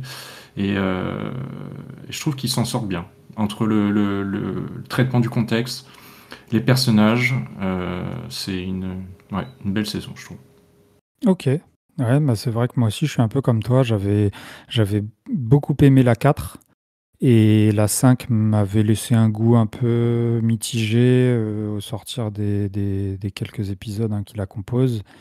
Et alors j'ai pas la raison pour laquelle j'avais pas décidé, enfin j'ai décidé de la mettre un peu en suspens parce que c'est une série moi que j'avais globalement appréciée, même si je te rejoins sur le fait que Boardwalk Empire, qui est un peu une série qui voilà dans son traitement aborde des sujets un peu similaires, est au-dessus. Mais bon, bah écoute, tu m'as convaincu de m'y remettre, de regarder voilà, la dernière saison. Bon, bah écoute, merci Lucho De rien. pour ce petit partage du sachet de pop. Et puis bah, le mien, ça va pareil, ça va être court. Je vais parler aussi de séries et je vais parler notamment de ce qui se passe sur Apple TV. Parce que je me suis pris, en fait, il y a quelques semaines, là, je me suis pris un abonnement gratuit, vous savez, comme toutes les chaînes du même acabit le proposent parfois, voilà, d'avoir une semaine gratuite avant de pouvoir s'abonner. Donc j'en ai profité pour voir un peu ce qui s'y faisait, parce que c'est vrai que j'avais jamais mis le nez dedans sur Apple. Et en fait, j'ai été... Alors, bien évidemment qu'en une semaine, j'ai pas pu tout regarder, vous pouvez comprendre pourquoi. Mais les 3 ou 4, enfin il y en a 3 que j'ai regardé entièrement, et la 4e que j'ai entamée, donc pourquoi pas la revoir après d'une autre façon. J'ai été vraiment très surpris de la qualité en fait qui se dégageait des séries Apple. Alors je sais pas si c'est dernièrement que ça a été le cas ou que depuis la création de la chaîne, mais en tout cas j'ai regardé donc Severance qui Ouais, est excellent. Moi, j'ai beaucoup aimé. qui est une Super. série. Il y a la deuxième qui arrive, là, d'ailleurs, la deuxième saison qui arrive. Ouais. Il y a une deuxième saison qui arrive, qui a eu du retard forcément avec les couacs sur les Les grèves, grèves, ouais. voilà, etc. Voilà, c'est les conséquences de tout ça fait qu'elle a eu du retard. Mais en tout cas, j'ai appris qu'elle était là, ça y est, ils avaient repris la prod et même le tournage. Donc ouais, alors je ne savais pas du tout, j'en avais très vaguement entendu parler, donc je ne savais pas du tout où je mettais les pieds. Alors premier épisode, je pense que comme tout le monde, très déstabilisant. C'est spécial. C'est très spécial, un truc un peu dystopique, avec un... Et puis la réal aussi. Ouais, la réal, c'est assez space. Je vais pas trop dévoiler parce que c'est pas le but de cette chronique. Ça met pas trop la banane non plus. Franchement, ça met voire même pas du tout la banane. Et c'est Ben Stiller, C'est Ben Stiller. Ouais. Alors très étonnant. Je sais pas pour toi, mais moi j'étais pas capable d'enchaîner plusieurs épisodes. Je trouve que c'est quand même, faut encaisser un peu le coup, je trouve. Ouais, oui, effectivement, il y a une ambiance qui est à la fois très froide, très kafkaïenne, barrée, un peu dystopique, tout ça. Bon, c'est vrai que oui, c'est assez perturbant aussi dans ce que ça raconte du monde du travail, etc., etc. Je trouve le pitch quand même, parce que le pitch pouvait s'essouffler hein, au bout d'un ou deux épisodes, mais je trouve qu'ils arrivent vraiment à en faire quelque chose de profond, filmé presque parfois comme un thriller sur certains épisodes. Bon, effectivement, c'est assez, ça ressemble à pas grand-chose, mais en tout cas, c'est passionnant et j'ai hâte de voir un peu ce qu'ils vont faire pour la deuxième saison. Donc oui, effectivement, Ben Stiller à la réal. Bon, je pense qu'il est aussi chapeauté hein, par le showrunner Dan Erickson. Mais en tout cas, oui, c'est quand même assez étonnant de retrouver Ben Stiller qui réalise quasiment tous les épisodes, si je dis pas de bêtises, d'une série qui a l'univers opposé du sien. Ouais. Donc Severance, j'ai aussi regardé l'une de leurs dernières là, qui est sortie récemment, qui s'appelle Sugar, avec Colin Farrell dans le rôle d'un détective privé qui va enquêter sur la disparition d'une petite fille d'un producteur de cinéma. Et pareil, vraiment une esthétique très léchée, un peu façon pulp, très belle photographie, Colin Farrell franchement, qui remplit son rôle à merveille. Voilà, discours féministe, mais pas, moi, comme je les aime bien, c'est-à-dire assez subtil, entre les lignes. 8 épisodes d'une quarantaine de minutes, mais qui sont menés tambour battant. Alors, peut-être que si j'avais un truc à redire sur cette série, c'est peut-être un usage des... Parce qu'en fait, c'est très référencé sur les films noirs des années 50, 60, tout ça. Et ils font usage, en fait, d'images d'archives de ces films-là, ponctuellement, comme ça, lors des séquences, lors d'une prise de voix off de l'acteur original et du personnage principal et tout. Et je trouve que parfois ils en usent et abusent, quoi. C'est-à-dire que j'aime bien l'idée, je trouve que globalement dans la série elle est très bien amenée, c'est assez fluide, c'est subtil, etc. Mais parfois, voilà, parfois je trouve que c'était pas nécessaire d'aller loin parce qu'on comprend quand même qu'avec l'usage de la voix off, l'esthétique un peu voilà surannée comme ça, on comprend qu'il y a un amour de ce cinéma là, même dans la thématique, comment c'est filmé, la progression de l'enquête du détective, tout ça. Mais vraiment chouette, hein, 8 épisodes voilà, mini-série vraiment, vraiment cool. Et puis j'ai regardé aussi Defending Jacob, qui est une mini-série aussi sur un garçon qui va être accusé, à tort ou à raison, ça c'est forcément tout l'enjeu aussi de la mini-série, mais voilà, du crime d'un de ses camarades de classe. Et donc son père, incarné par Chris Evans, qui est un assistant du procureur, qui va justement se retrouver du côté à devoir défendre un peu son fils. Donc forcément la cellule familiale qui éclate. Et vraiment chouette aussi, quoi. Assez noir. Alors bien évidemment que oui, là aussi, c'est pas une série qui va nous donner le smile, mais vraiment très chouette à regarder aussi. Donc Defending Jacob. T'as pas regardé The Morning Show? Non, j'ai pas regardé The Morning Show, non. Non, j'ai pas regardé The Morning Show. Et en fait, la dernière que j'ai commencé à voir, alors j'ai plus le nom en tête, elle vient de sortir aussi. C'est Blackbird. C'est Blackbird, qui est aussi. Alors, j'ai regardé qu'un épisode, donc je vais m'abstenir quand même de toute critique, voilà. D'un avis, comment dirais-je, affirmé, quoi. Mais en tout cas, le premier épisode, l'épisode pilote, est vraiment très bon à voir. Même si l'acteur principal, je trouve qu'il en fait peut-être un petit peu trop. Mais en tout cas, voilà, j'ai été assez étonné. Donc ce sera mon sachet de pop, hein. Je trouve qu'il y avait une qualité que je ne connaissais pas sur Apple. Bon, après, je sais pas si vous avez déjà regardé d'autres séries issues du catalogue de la plateforme ou pas. Et est-ce qu'elles sont aussi bonnes que celles que je viens de citer? Là, comme ça, de tête, j'ai pas tellement. J'ai vu, Ouais, je sais que Blackbird, on a stoppé parce que bon, je trouve que j'ai trouvé ça moyen. d'accord. Morning Show, je trouve que on a arrêté pareil parce qu'à un moment donné, je trouve pas ça plus. Je trouve ça. De la saison 3, en fait, on a commencé puis on a laissé tomber. Autant les deux premières, on avait beaucoup aimé. Surtout la première, vraiment top. Ouais, Et ça après, commence très bien. J'ai vu les 2 premières aussi ouais, et puis après, on a laissé tomber. vraiment, Nous, c'est vraiment bien au début. Pareil, j'ai pas regardé la suite, mais ça vaut quand même le coup de voir au moins la première ou les 2 ouais, premières. ouais. C'est, Et là, après, de tête, je sais même plus que. De tête, je sais plus. Ouais. Bon.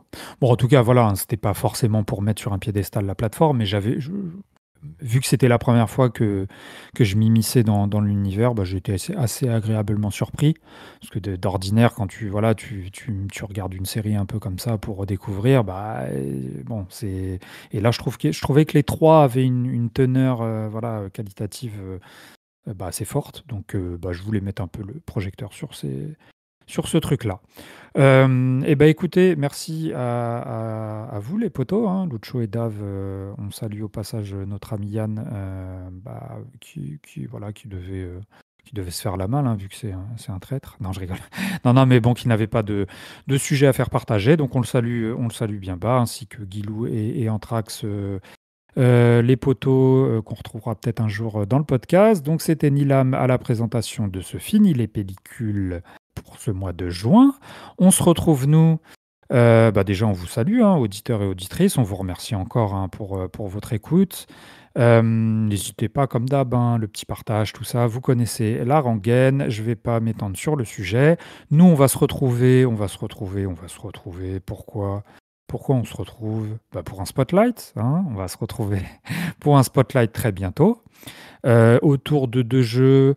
Qu'est-ce que je pourrais dire sans trop spoiler qui mettent bah, déjà, c'est 2 héroïnes. Voilà, c'est c'est 2 vrai. héroïnes. Et puis, c'est pas des jeux dans un univers où on aurait envie de vivre, hein, on va dire, ça aussi. Donc, donc voilà, on vous retrouve donc très bientôt, hein, ce sera à début du mois de juillet. En attendant, on vous salue bien bas, jouez bien, regardez plein de séries, plein de films, n'hésitez pas à partager le podcast. Je vais saluer le poteau Lucho et le poteau Dave qui sont avec nous. On vous dit à très bientôt. Ciao à tous. Ciao, ciao.